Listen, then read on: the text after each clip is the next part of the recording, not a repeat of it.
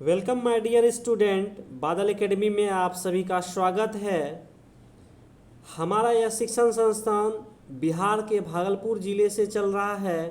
आज हम लोग सीटेट बाल विकास एवं शिक्षा शास्त्र 22 फरवरी 2015 का प्रीवियस ईयर क्वेश्चन डिस्कशन करने जा रहे हैं। आप लोग हमारे साथ जुड़े रहें। अगर सीटेट में अच्छा रिजल्ट चाहिए तो हमारे वीडियो को लाइक करें, चैनल को सब्सक्राइब करें और कंटिन्यू जुड़े रहें हमारे चैनल के साथ। और आगे हम लोग प्रश्नों के साथ चलते हैं। पहला नंबर प्रश्न है, निम्नलिखित में से कौन सा बच्चों के संवेगात्मक विकास के लिए सर्वाधिक उपयुक्त है। यहाँ पर पहला ऑप्शन है कक्षा कक्ष का प्रजातांत्रिक परिवेश। दूसरा ऑप्शन है अध्यापकों की कोई भी सहभागिता नहीं क्योंकि यह माता पिता का कार्य है। तीसरा ऑप्शन है कक्षा कक्ष का नियंत्रित परिवेश।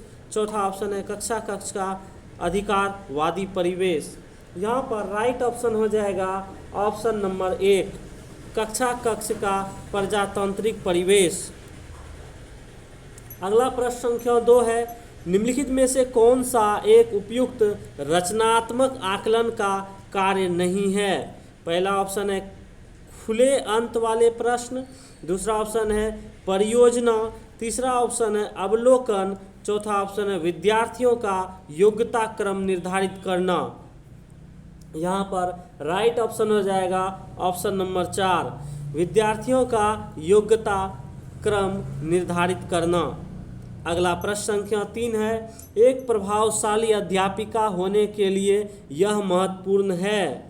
पहला ऑप्शन है पुस्तक के उत्तरों को लिखने पर बल देना। दूसरा ऑप्शन है समूह गतिविधि के बजाय व्यक्तिगत अधिगम पर ध्यान देना। तीसरा ऑप्शन है विद्यार्थियों के द्वारा प्रश्न पूछने के कारण उत्पन्न व्यवधान का अनदेखी करना। अगला चौथा ऑप्शन है प्रत्येक बच्चे के संपर्क में रहना। यहाँ पर राइट ऑप्शन हो जाएगा ऑप्शन नंबर 4, प्रत्येक बच्चे के संपर्क में रहना। कहा जाता है ना कि सहपाठी के साथ मिलजुल कर कार्य करने से ज़्यादा सीखता है बच्चा, आपस में दोस्तों के साथ ज़्यादा सीखने का उसको मौका और अवसर मिलता है। इसीलिए प्रत्येक बच्चे के संपर्क में रहना चाहिए एक अध्यापक को। अगला प्रश्न संख्या 4 है, बच्चों के अधिगम को सुगम बनाने के लिए अध्यापक को एक अच्छे कक्षा परिवेश का सृजन करने की आवश्यकता होती है। इस प्रकार के अधिगम परिवेश का सृजन करने के लिए नीचे दिए गए कथनों में से कौन सा सही नहीं है। पहला ऑप्शन है बच्चे के प्रयासों को स्वीकृति। दूसरा ऑप्शन है अध्यापकों के अनुसार कार्य करना। तीसरा ऑप्शन है बच्चों को स्वीकार करना। चौथा ऑप्शन अध्यापक को सकारात्मक रुख। यहाँ पर राइट ऑप्शन हो जाएगा ऑप्शन नंबर 2, अध्यापकों के अनुसार कार्य करना। अगला प्रश्न संख्या 5 है, लड़कों एवं लड़कियों के विषय में कुछ कथन नीचे दिए गए हैं, आपके अनुसार इनमें से कौन सा सही है। पहला ऑप्शन है लड़कों को घर के बाहर के कार्य में सहायता करनी चाहिए। दूसरा ऑप्शन है लड़कों को घर के कार्यों में सहायता करनी चाहिए। तीसरा ऑप्शन है सभी लड़कों को विज्ञान तथा लड़कियों को गृह विज्ञान पढ़ाना चाहिए। चौथा ऑप्शन है लड़कियों को घर के कार्यों में सहायता करनी चाहिए। यहाँ पर राइट ऑप्शन हो जाएगा ऑप्शन नंबर 2, लड़कों को घर के कार्यों में सहायता करनी चाहिए।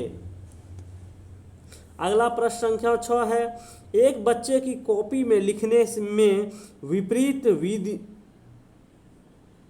विपरीत छवियों, दर्पण छवि आदि जैसी गतिविधियां मिलती है। इस प्रकार का बच्चा लक्षण प्रदर्शित कर रहा है। पहला ऑप्शन है अधिगम में असुविधा के। दूसरा ऑप्शन अधिगम में आवश्यकता के। तीसरा ऑप्शन है अधिगम में कठिनाई के।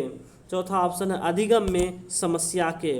यहाँ पर राइट ऑप्शन हो जाएगा ऑप्शन नंबर 2, अधिगम में आवश्यकता के। अगला प्रश्न संख्या 7 है, शिक्षार्थियों के ज्ञान अर्जन में सहायता करने के क्रम में अध्यापकों को किस पर ध्यान केंद्रित करना चाहिए। पहला ऑप्शन है सुनिश्चित करना कि शिक्षार्थी सब कुछ याद करते हैं। दूसरा ऑप्शन है शिक्षार्थी के द्वारा प्राप्त किए गए अंकों और ग्रेडों पर। तीसरा ऑप्शन है शिक्षार्थी को सक्रिय सहभागिता के लिए शामिल करना। चौथा ऑप्शन है शिक्षार्थी के द्वारा अधिगम की अवधारणाओं में कुशलता प्राप्त करना। यहाँ पर राइट ऑप्शन हो जाएगा ऑप्शन नंबर 3, शिक्षार्थी को सक्रिय सहभागिता के लिए शामिल करना। अगला प्रश्न संख्या 8 है, अध्यापक के दृष्टिकोण से प्रतिभाशाली किसका संयोजन है। पहला ऑप्शन है उच्च योग्यता, उच्च सृजनात्मकता, उच्च वचनबद्धता। दूसरा ऑप्शन है उच्च प्रेरणा, उच्च वचनबद्धता, उच्च क्षमता। तीसरा ऑप्शन है उच्च योग्यता, उच्च क्षमता, उच्च वचनबद्धता। चौथा ऑप्शन है उच्च क्षमता, उच्च सृजनात्मकता, उच्च स्मरण शक्ति। यहाँ पर राइट ऑप्शन हो जाएगा ऑप्शन नंबर 1, उच्च योग्यता, उच्च सृजनात्मकता, उच्च वचनबद्धता। अगला प्रश्न संख्या 9 है, एनसीएफ 2005 के अनुसार गलतियाँ इस कारण महत्वपूर्ण होती है। पहला ऑप्शन है यह विद्यार्थियों को उत्तीर्ण एवं अनुत्तीर्ण समूह में वर्गीकृत करने के लिए एक महत्वपूर्ण उपकरण है। दूसरा ऑप्शन है यह अध्यापकों को बच्चों को डांटने के लिए एक तरीका उपलब्ध करती है। तीसरा ऑप्शन है यह बच्चे के विचार को अंतर्दृष्टि उपलब्ध कराती है तथा समाधानों को पहुंचाने में सहायता करती है। चौथा ऑप्शन यह कक्षा में कुछ बच्चों को हटाने के लिए आधार स्थान उपलब्ध कराती है। यहाँ पर राइट ऑप्शन हो जाएगा ऑप्शन नंबर 3, यह बच्चों के विचार को अंतर्दृष्टि उपलब्ध कराती है तथा समाधानों को पहुंचाने में सहायता करती है। अगला प्रश्न संख्या 10 है, आउट ऑफ द बॉक्स चिंतन किससे संबंधित है। पहला ऑप्शन अनुकूल चिंतन। दूसरा ऑप्शन स्मृति आधारित चिंतन। तीसरा ऑप्शन अपसारी चिंतन। चौथा ऑप्शन है अभिसारी चिंतन। यहाँ पर राइट ऑप्शन हो जाएगा ऑप्शन नंबर 3, अपसारी चिंतन। अगला प्रश्न संख्या है 11 नंबर, शिक्षण में अध्यापकों के द्वारा विद्यार्थियों का आकलन इस अंतर्दृष्टि को विकसित करने के लिए किया जा सकता है। पहला ऑप्शन उन विद्यार्थियों की पहचान करना जिन्हें उच्चतर कक्षा में प्रोन्नत करना है। दूसरा ऑप्शन है उन विद्यार्थियों को प्रोन्नत न करना जो विद्यालय के स्तर के अनुकूल नहीं है। तीसरा ऑप्शन है शिक्षार्थियों की आवश्यकता के अनुसार शिक्षण उपागम में परिवर्तन करना। चौथा ऑप्शन है कक्षा में प्रतिभाशाली तथा कमजोर विद्यार्थियों के समूह बनाना। यहाँ पर राइट ऑप्शन हो जाएगा ऑप्शन नंबर 3, शिक्षार्थियों की आवश्यकता के अनुसार शिक्षण उपागम में परिवर्तन करना। अगला प्रश्न संख्या 12 है, अधिगम अनुभवों को इस प्रकार से आयोजित किया जाना चाहिए जिससे अधिगम को सार्थक बनाया जा सके। नीचे दिए गए अधिगम अनुभवों में से कौन सा बच्चों के लिए सार्थक अधिगम को सुगम नहीं बनाता है। पहला ऑप्शन है विषय वस्तु को केवल याद करने के आधार पर पुनरावृत्ति। दूसरा ऑप्शन है विषय वस्तु पर प्रश्न बनाना। तीसरा ऑप्शन है प्रकरण पर परिचर्चा और वाद विवाद। चौथा ऑप्शन है प्रकरण पर प्रस्तुतिकरण। यहाँ पर राइट ऑप्शन हो जाएगा ऑप्शन नंबर 1, विषय वस्तु को केवल याद करने के आधार पर पुनरावृत्ति। अगला प्रश्न संख्या 13 है, बच्चों को शाब्दिक या गैर शाब्दिक दंड देने का परिणाम होता है। पहला ऑप्शन है उन्हें कार्य करने के लिए प्रेरित करना। दूसरा ऑप्शन है बच्चे की छवि की सुरक्षा करना। तीसरा ऑप्शन है उनके अंकों में सुधार करना। चौथा ऑप्शन है उनकी स्वयं के प्रति अवधारणा को नष्ट करना। यहाँ पर राइट ऑप्शन हो जाएगा ऑप्शन नंबर 4, उनकी स्वयं के प्रति अवधारणा को नष्ट करना। अगला प्रश्न संख्या 14 है, निम्नलिखित में से कौन प्रारंभिक बाल्यावस्था अवधि के दौरान उन भूमिकाओं एवं व्यवहारों के बारे में जानकारी प्रदान करते हैं जो एक समूह में स्वीकार्य है। पहला ऑप्शन है भाई बहन एवं अध्यापक, दूसरा ऑप्शन है अध्यापक एवं साथी, तीसरा ऑप्शन है साथी एवं माता पिता, चौथा ऑप्शन है माता पिता एवं भाई बहन। यहाँ पर राइट ऑप्शन हो जाएगा ऑप्शन नंबर 4, माता पिता एवं भाई बहन। अगला प्रश्न संख्या 16 है, विद्यार्थियों को स्वच्छता के लिए प्रेरित करने हेतु उन्हें स्वच्छता समिति का सदस्य बनाना प्रतिबिंबित करता है। पहला ऑप्शन है प्रेरणा की सामाजिक संस्कृति संकल्पनाएं, दूसरा ऑप्शन है प्रेरणा का व्यवहारवादी उपागम, तीसरा ऑप्शन है प्रेरणा का मानवतावादी उपागम, चौथा ऑप्शन है प्रेरणा का संज्ञानात्मक उपागम। यहाँ पर राइट ऑप्शन हो जाएगा ऑप्शन नंबर 1, प्रेरणा की सामाजिक सांस्कृतिक संकल्पनाएं। अगला प्रश्न संख्या है 16 नंबर, निम्नलिखित में से कौन सा आयु समूह प्रवृत्ति बाल्यावस्था श्रेणी के अंतर्गत आता है? पहला ऑप्शन है 11 से 18 वर्ष, दूसरा ऑप्शन है 18 से 24 वर्ष, तीसरा ऑप्शन है जन्म से 6 वर्ष, चौथा ऑप्शन है 6 से 11 वर्ष। यहाँ पर राइट ऑप्शन हो जाएगा ऑप्शन नंबर 4, 6 से 11 वर्ष। अगला प्रश्न संख्या 17 है, आजर्व तर्क देता है कि भाषा विकास व्यक्ति की नैसर्गिक प्रवृत्ति से प्रभावित होता है, जबकि सोनाली महसूस करती है कि यह परिवेश से प्रभावित होता है। अर्जुन व सोनाली के बीच चर्चा किस विषय में है? पहला ऑप्शन है चुनौतीपूर्ण तथा संवेदनशील भावना, दूसरा ऑप्शन है स्थिरता तथा अस्थिरता पर बहस, तीसरा ऑप्शन है सतत तथा असतत अधिगम, चौथा ऑप्शन है प्रकृति तथा प्रकृति पालन पोषण पर वाद विवाद। यहाँ पर राइट ऑप्शन हो जाएगा ऑप्शन नंबर 4, प्रकृति तथा पालन पोषण पर वाद विवाद।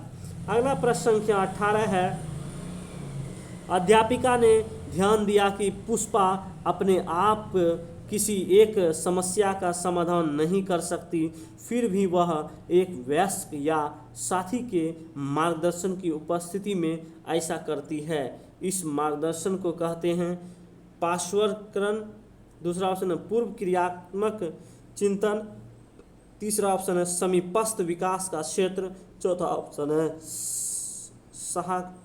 सहारा देना,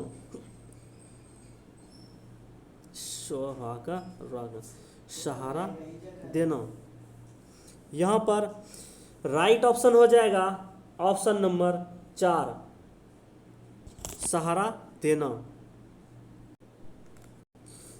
अगला प्रश्न संख्या है 19 नंबर, अध्यापिका ने एक कमेटी के प्रधान को सभापति के स्थान पर सभाध्यक्ष लिखा। यह संकेत करता है कि अध्यापिका, पहला ऑप्शन है एक अधिक उपयुक्त पारिभाषिक शब्द का पालन करती है, दूसरा ऑप्शन है भाषा पर अच्छा अधिकार रखती है, तीसरा ऑप्शन है एक लिंग मुक्त भाषा का प्रयोग करती रही है, चौथा ऑप्शन है लिंग पूर्वाग्रह से ग्रस्त है। यहाँ पर राइट ऑप्शन हो जाएगा ऑप्शन नंबर 3, एक लिंग मुक्त भाषा का प्रयोग कर रही है। अगला प्रश्न संख्या 20 है, सतत एवं व्यापक मूल्यांकन किस लिए आवश्यक है? पहला ऑप्शन है शिक्षण के साथ परीक्षण का तालमेल बैठाने के लिए, दूसरा ऑप्शन है शिक्षा बोर्ड की जवाबदेही कम करने के लिए, तीसरा ऑप्शन है जल्दी जाने वाली गलतियों की तुलना में कम अंतराल पर की जाने वाली गलतियों को सुधारना, चौथा ऑप्शन है यह समझने के लिए अधिगम का किस प्रकार अवलोकन किया जाता है, दर्ज किया जाता है व सुधार किया जाता है। यहाँ पर राइट ऑप्शन हो जाएगा ऑप्शन नंबर 4। अगला प्रश्न संख्या है 21 नंबर, लॉरेंस कोहलवर्ग के सिद्धांत में कौन सा नैतिकता की अनुपस्थिति को सही अर्थ में सूचित करता है? पहला स्तर है, तीसरा, दूसरा है चौथा स्तर, तीसरा है पहला स्तर, चौथा है दूसरा स्तर। यहाँ पर राइट आंसर हो जाएगा ऑप्शन नंबर 3, पहला स्तर। अगला प्रश्न संख्या 22 है, निम्नलिखित में से कौन सा बच्चों के समाजीकरण के प्रगतिशील मॉडल के संदर्भ में सही नहीं है। पहला ऑप्शन है समूह कार्य में सक्रिय सहभागिता तथा सामाजिक कौशलों को सीखना। दूसरा ऑप्शन है बच्चे विद्यालय में बताई गई बातों को स्वीकार करते हैं चाहे उनकी सामाजिक पृष्ठभूमि कुछ भी हो। तीसरा ऑप्शन है कक्षा में प्रजातंत्र के लिए स्थान होना चाहिए। चौथा ऑप्शन है समाजीकरण सामाजिक नियमों का अधिग्रहण। यहाँ पर राइट ऑप्शन हो जाएगा ऑप्शन नंबर 2। बच्चे विद्यालय में बताई गई बातों को स्वीकार करते हैं चाहे उनकी सामाजिक पृष्ठभूमि कुछ भी हो। अगला प्रश्न संख्या 23 है अधिगम में आकलन किस लिए आवश्यक होता है।